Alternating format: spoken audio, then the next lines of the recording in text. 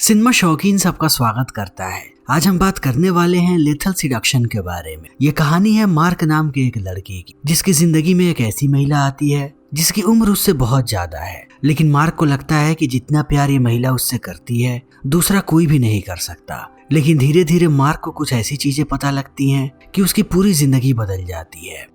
कहानी की शुरुआत होती है और हम मार्क को देखते हैं जो अपनी गाड़ी चला रहा है और मार्क के साथ उसका दोस्त बैठा है जिसका नाम है वॉल्टर। ये दोनों अभी अभी हाई स्कूल से वापस आ रहे हैं, लेकिन रेड लाइट पर जैसे ही इनकी गाड़ी रुकती है इन्हें दो औरतें नजर आती हैं। तो वॉल्टर इन औरतों पे लाइन मारने लगता है, लेकिन मार्क उनकी तरफ ध्यान भी नहीं देता। वो औरतें गुस्सा होकर के यहाँ से चली जाती हैं। तब ये दोनों पहुंचते हैं घर। जैसे ही मार्क अपने घर के अंदर दाखिल होता है वो देखता है कि उसकी माँ ने बहुत सारे लोगों को बुला करके रखा है। मार्क के माँ का नाम है तान्या। आज मार्क 18 साल का हो गया है, इसीलिए उसकी माँ ने यहाँ पर एक बहुत बड़ी पार्टी रखी है। वो मार्क को सरप्राइज देना चाहती थी। तभी मार्क यहाँ पर मेलिनी नाम की एक लड़की को देखता है जिसे वो बहुत समय से पसंद करता है, और मेलिनी को देखने के बाद वो बहुत खुश है कि आज वो उससे बात करेगा। तब सारे लोग घर में हर तरफ फैल जाते हैं। इसी बीच जब मार्क ऊपर जाता है तब वो देखता है कि मेलिनी कपड़े बदल रही है। वो बिकिनी पहन रही है पूल पार्टी में जाने के लिए। तब मार्क खड़ा होकर के उसे देखने लगता है। जैसे ही मेलिनी की नजर मार्क पे पड़ती है वो उसे कहती है कि क्या तुम मेरी मदद करोगे कपड़े पहनने में। तब मार्क आगे बढ़ने लगता है, लेकिन इसी वक्त यहाँ पर तान्या आ जाती है और कहती है कि मैं तुम्हारी मदद कर देती। तान्या अपने बेटे को लेकर के बहुत ही ज्यादा प्रोटेक्टिव है। वो नहीं चाहती कि उसका बेटा किसी के भी करीब जाए, लेकिन मार्क बाहर आने के बाद भी मेलिनी को ही देख रहा होता है। जैसे ही वॉल्टर इस चीज को देखता है वो मार्क को आकर के कहता है कि तुम कब तक सिर्फ उसे देखते रहोगे। अगर तुम्हें अपनी बात आगे बढ़ानी है तो उसे पार्टी में बुलाना पड़ेगा। मेरे पास एक आइडिया है, तुम अपनी माँ को बाहर भेज दो घर से और तब मेलिनी को पार्टी के लिए पूछो। मैं भी तुम्हारे साथ रहूंगा। मेलिनी अपने किसी दोस्त को लेकर के आ जाएगी। तब मार्क को भी आइडिया अच्छा लगता है और वो प्लानिंग करने लगता है। तब हमें पता लगता है कि मार्क जब छोटा था तभी उसके पिता का देहांत हो गया। तब से उसकी माँ ने ही उसे पाल पोस के बड़ा किया है, इसीलिए वो इतनी ज्यादा प्रोटेक्टिव है अपने बेटे को लेकर के। मार्क को पता है कि तान्या के ऑफिस में रैंडी नाम का एक आदमी काम करता है और वो पसंद भी करता है उसकी माँ को। फिर वो रैंडी को एक ईमेल भेजता है कि वो उसकी माँ को बाहर ले जाने के लिए पूछे। जब रैंडी तान्या से पूछता है तब तान्या मान जाती है और एक शाम वो लेकर के चला जाता है तान्या को बाहर। तब मार्क बुलाता है अपने घर पे मेलिनी को। मेलिनी अपने दोस्त को लेकर के आ भी जाती है। जैसे ये लोग घर के अंदर आते हैं थोड़े समय के बाद वॉल्टर मेकआउट करने लगता है मेलिनी के दोस्त के साथ, लेकिन मेलिनी अभी भी शांत बैठी है और मार्क भी। तभी इनका डोरबेल बजता है। मार्क जैसे ही दरवाजा खोलता है वो अपने दरवाजे पर एक डीकन को देखता है। तब उसे पता लगता है कि उसकी माँ ने इस डीकन को भेजा था कि रात में वो इनके पास आए और इन्हें आकर के बाइबल सुनाए। तब एक बार फिर से मार्क निराश हो जाता है और इनकी आज की योजना भी खराब हो जाती है।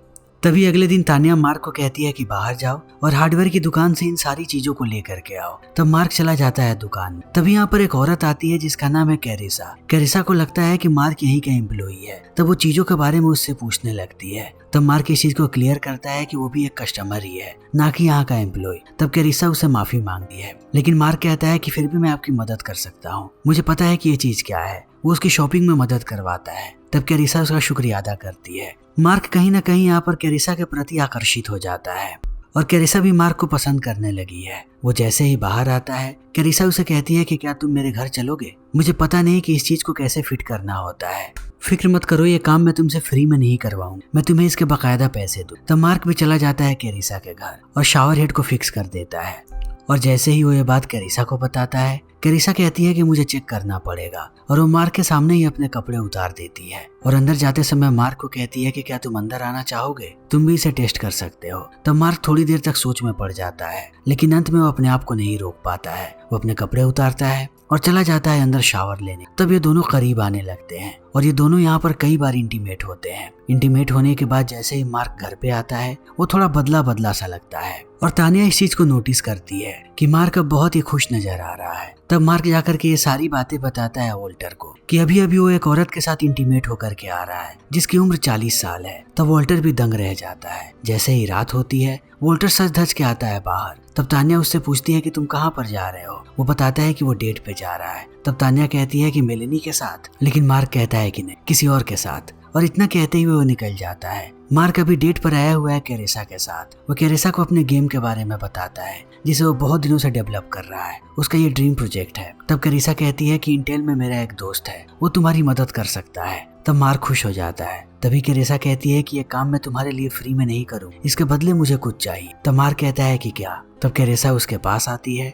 और उसके कान में कुछ फुसफुसाती है और चली जाती है बाथरूम की तरफ। तभी यहाँ पर एक लड़का आता है और मार्क को कहता है कि जितनी जल्दी भाग सकते हो भाग जाओ, अभी तुम्हारे पास मौका है भागने का। और इतना कहते ही वो यहाँ से चला जाता है। लेकिन मार्क इन बातों पे ज्यादा ध्यान नहीं देता। तभी यहाँ पर कैरेसा आती है और मार्क को लेकर के चली जाती है अपने घर। ये दोनों एक साथ रात बिताते हैं। सुबह सुबह मार्क जैसे ही वापस आता है, उसकी माँ उस पर गुस्सा होने लगती है और कहती है कि तुम रात भर बाहर थे और ऐसा बिल्कुल भी नहीं चलेगा। तुम रात को कभी भी बाहर नहीं रह सकते और आजकल तुम बदले बदले से लगते हो। तुम पुराने मार्क नहीं रहे। लेकिन अब मार्क इन बातों का कोई जवाब नहीं देता और यहाँ से जाने लगता है। तब तानिया उसे कहती है कि वो उसके लिए खाना बना करके रखे, लेकिन मार्क कहता है कि नहीं, आज रात भी वो घर नहीं आएगा। तब तानिया सोच में पड़ जाती है। अब मार्क अपना ज्यादातर समय बिताता है कैरेसा के साथ। इसी बीच वो उससे पूछता है कि कैरेसा इतनी अमीर कैसे है। तब वो बताती है कि ये सारी की सारी प्रॉपर्टी उसके पति की थी, जिसका 5 साल पहले देहांत हो चुका है।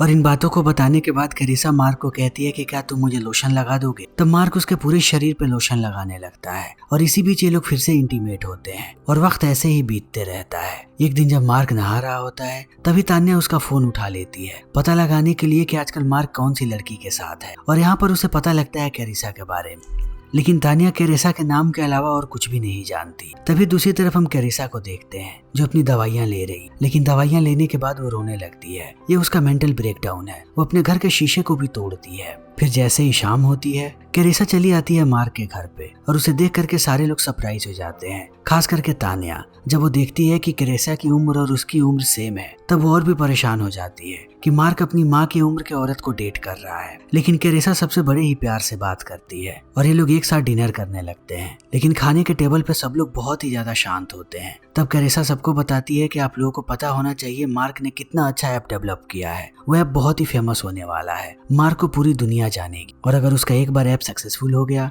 तब वो कॉलेज भी ड्रॉप कर सकता है। तब इस बात को सुनने के बाद तानिया भड़क जाती है और कहती है कि चाहे कुछ भी हो जाए, मेरा बेटा कॉलेज ड्रॉप नहीं करेगा।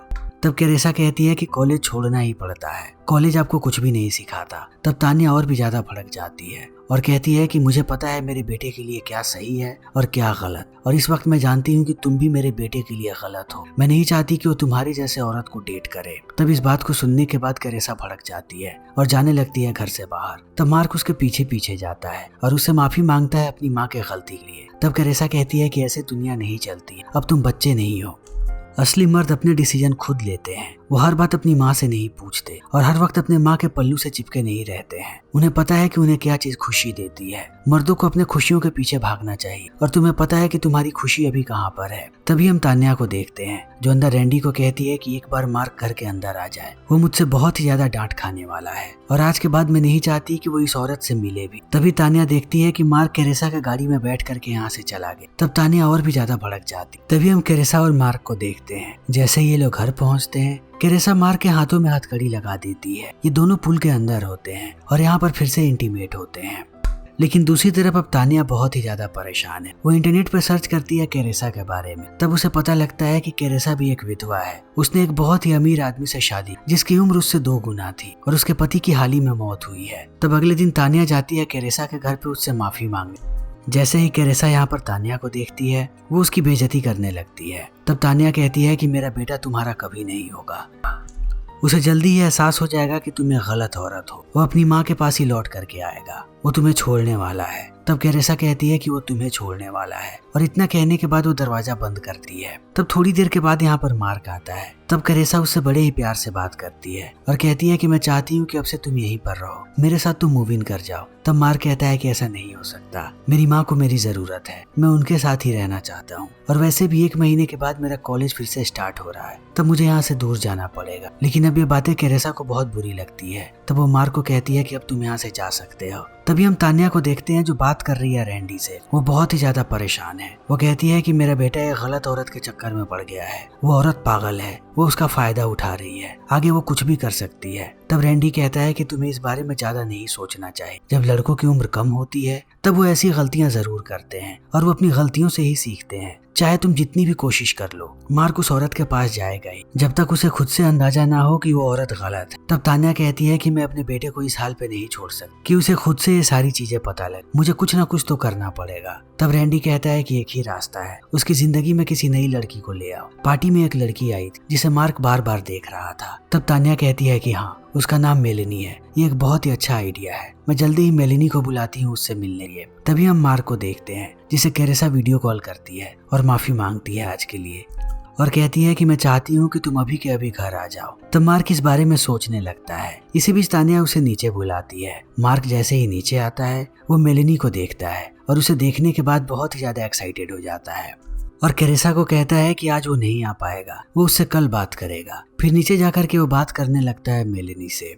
तभी यहाँ पर तान्या आती है और इन दोनों को कहती है कि मैं चाहती हूँ कि कल तुम दोनों डेट पर जाओ और जितनी देर तक तुम लोग बाहर रहना चाहो उतनी देर तक रह सकते हो, मुझे कोई भी दिक्कत नहीं है, तुम दोनों एक साथ बड़े अच्छे लगते हो। और इतना कहने के बाद वो चली जाती है। तब तान्या इन बातों को सुनने के बाद बहुत ही ज्यादा मुस्कुराती है और आज शाम में ही ये लोग निकल पड़ते हैं डेट पे। पूरा शाम ये लोग साथ रहते हैं, एक साथ आइसक्रीम खाते हैं और हर जगह पे घूमते हैं और अंत में ये दोनों किस भी करते हैं। लेकिन इन्हें ये बात पता नहीं होती कि कैरेसा दूर से इन्हें देख रही है। वो जैसे ही इन दोनों को किस करते हुए देखती है वो आग बबूला हो जाती है। तभी हम मेलेनी को देखते हैं जिसने बाय बोल दिया है मार्क को और आकर के अपने गाड़ी में बैठ जाती है। तभी पीछे से उसे पकड़ लेती है कैरेसा और उसके गले पे चाकू रख करके कहती है कि मार्क सिर्फ मेरा है, अगर अगली बार मैंने तुम्हें उसके साथ देखा तब मैं तुम्हें जान से मार दूं, तुम्हारी लाश भी कहीं नजर नहीं आएगी। और इतना कहने के बाद वो उसे एक कट भी देती है चाकू से। तब मेलेनी रोने लगती है। तभी हम मार्क को देखते हैं जो अगले दिन भर कॉल करता है मेलेनी को, लेकिन मेलेनी उसका फोन नहीं उठाती। तब मार्क जाकर के बात करता है वोल्टर से और उसे कहता है कि मैं मेलेनी को चाहने लगा हूँ, इसीलिए मैं कैरेसा से ब्रेकअप कर रहा हूँ, क्योंकि मैं अपने फ्यूचर को बिल्कुल भी कैरेसा के साथ नहीं देखता।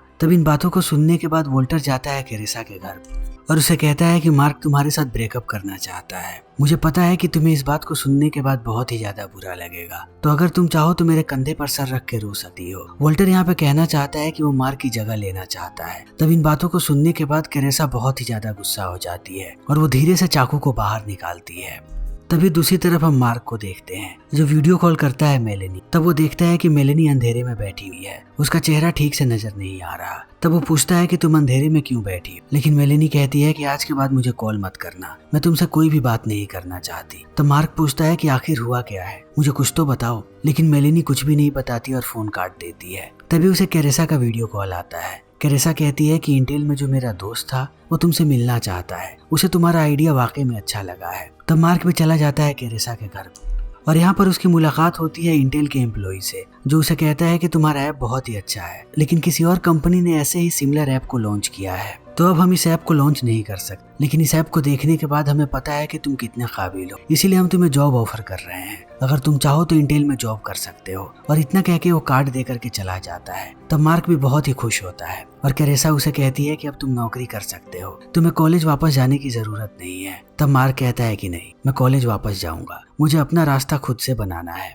मैं इंटेल में नहीं जाना चाहता। और इतना कहने के बाद वो वापस जाने लगता है। तभी कैरेसा एक बोतल उठाती है और उसे मार देती है मार्क के सर पे। तब मार्क बेहोश होकर के नीचे गिर जाता है। तभी दूसरी तरफ हम तान्या को देखते हैं जो बहुत ही ज्यादा परेशान है मार्क के लिए, क्योंकि पूरा दिन मार्क घर पे नहीं आया है और उसका फोन भी नहीं लग रहा। तब वो वोल्टर को कॉल करने की कोशिश करती है, लेकिन वोल्टर का भी कॉल नहीं लगता। तभी हम मार्क को देखते हैं जिसे कैरेसा ने बांध करके रखा है और उसके पास ही कैरेसा बैठी हुई है। कैरेसा अब मार्क को डराने लगती है और कहती है कि जो हालत अभी तुम्हारी है, मैंने अपने पति की भी वही हालत की थी और अब वो इस दुनिया में नहीं है, तो तुम्हें पता भी नहीं है कि मैं क्या कर सकती हूँ। और इतना कहते ही वो एक घाव दे देती है यहाँ पर मार्क को। तभी हम तान्या को देखते हैं जो आती है कैरेसा के पास और कहती है कि मुझे पता है मेरा बेटा तुम्हारे पास है, तो उसे मेरे हवाले कर दो, वरना मैं यहाँ पर पुलिस वालों को लेकर के आऊंगी। तब कैरेसा कहती है कि घर के अंदर आओ। जैसे ही तान्या अंदर आती है वो उसे एक हथकड़ी देती है और कहती है कि इसे पहन लो अगर तुम अपने बेटे को देखना चाहती हो तो। तब तान्या हथकड़ी पहन लेती है और कैरेसा उसे लेकर के जाती है मार्क के पास। फिर इनके सामने एक बंदूक रख देती है और तान्या को कहती है कि तुम्हारे पास एक ही ऑप्शन है, या तो तुम अपने आप को मारो या तुम मार्क को मार दो, तुम दोनों में से कोई एक ही जिंदा रह सकता है। अगर तुम मर गई तभी मार्क मेरा होगा, और अगर मार्क मेरा नहीं हो सकता तो वो किसी का भी नहीं हो सकता। फिर इतना कहने के बाद वो बाहर चली जाती है। तब तान्या इस बारे में सोचने लगती है कि वो क्या करेगी। तभी दूसरी तरफ हम रैंडी को देखते हैं जो बहुत समय से तान्या को कॉल करने की कोशिश कर रहा है। जब तान्या का कॉल नहीं लगता तब वो भी परेशान होकर के उसे ढूंढने लगता है। तभी हम तान्या को देखते हैं जिसने निश्चय किया है कि वो अपने आप को गोली मारेगी ताकि मार्क जिंदा रहे। लेकिन उसी बीच उसे एक आइडिया आता है। तभी हम बाहर देखते हैं केरेसा को जिसे गोली की आवाज सुनाई पड़ती है। तब वो भागती हुई आती है उस कमरे में और देखती है कि तान्या नीचे गिरी है। उसे लगता है कि तान्या मर गई। तब वो जाती है उसे देखने के, लेकिन वो जैसे ही उसके पास आती है तान्या हमला कर देती है केरेसा पे। ये दोनों बहुत देर तक लड़ते रहते हैं। तब अंत में तान्या बेहोश कर देती है केरेसा को और मार्क को लेकर के यहाँ से भागने लगती है। जब ये लोग भागते हुए बाहर आते हैं तभी तान्या देखती है कि अंदर से केरेसा भागती हुई बाहर आ रही है और उसके हाथ में एक रॉड है। और अब केरेसा इस रॉड से तान्या को मारती उससे पहले यहाँ पर रैंडी आ जाता है जो केरेसा के पेट में एक रॉड घुसा देता है। तब यहीं पर केरेसा की मौत हो जाती है। इसी बीच रैंडी देखता है एक बॉक्स को। वो जैसे ही बॉक्स को खोलता है तब वो देखता है कि अंदर वॉल्टर है। वो वॉल्टर को भी बाहर निकाल देता है। ये सारे लोग यहाँ से निकल जाते हैं और वक्त ऐसे ही बीतने लगता है। तब हमारे सामने आता है 1 महीने बाद का दृश्य और हम देखते हैं कि अब मार्क यहाँ से जा रहा है अपने कॉलेज के लिए